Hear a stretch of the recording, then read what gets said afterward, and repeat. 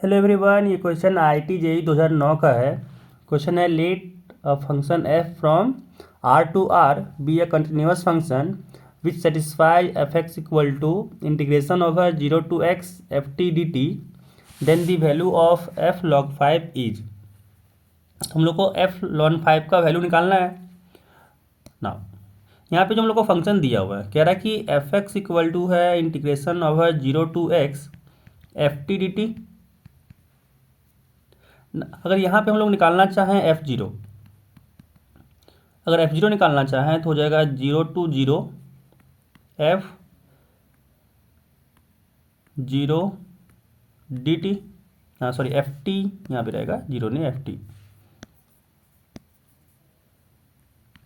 तो इंटीग्रेशन में limit same है, और जब लिमिट सेम रहता है तो इसका इंटीग्रेशन क्या हो जाता है, 0। तो यहाँ से कह सकते हैं कि f0 इक्वल टू 0 आ गया ना। हम लोग यहाँ पे अगर लेबनिज रूल लगाएं, लेबनिज रूल क्या था, आई थिंक याद होगा आप लोगों को। लेबनिज रूल कहता था कि कोई फंक्शन अगर मान लीजिए आई दिया हुआ है, ये है integration over f1x to f2x and अंदर कोई है फंक्शन gx dx। तो अगर हम लोग को di/dx निकालना हो तो होता था क्या करना है, अपर लिमिट को पुट करना है g में एंड फिर अपर लिमिट का डिफरेंशिएशन माइनस नीचे वाले लिमिट को पुट करना है लोअर लिमिट को g में एंड फिर नीचे वाले फंक्शन का डिफरेंशिएशन, लोअर लिमिट का डिफरेंशिएशन। एंड यही था हम लोग का chain rule, Newton Lebanese rule. तो यही चीज़ यहाँ पे अप्लाई करना है। जब अप्लाई करेंगे तो यहाँ से f'(x) आ जाएगा, हम लोग का अपर लिमिट पुट करना है तो जाएगा f(x) और x का डिफरेंशिएशन 1, नीचे में 0 पुट करेंगे फिर तो कुछ इसमें है ही नहीं, 0 पुट करेंगे तो f0 होगा जो 0 आया था एंड फिर 0 का डिफरेंशिएशन तो 0 ही हो जाएगा। तो यहाँ से हम लोग का आ गया f'(x) इक्वल टू f(x) और यहाँ पे x को ग्रेटर देन 0 कह सकते हैं।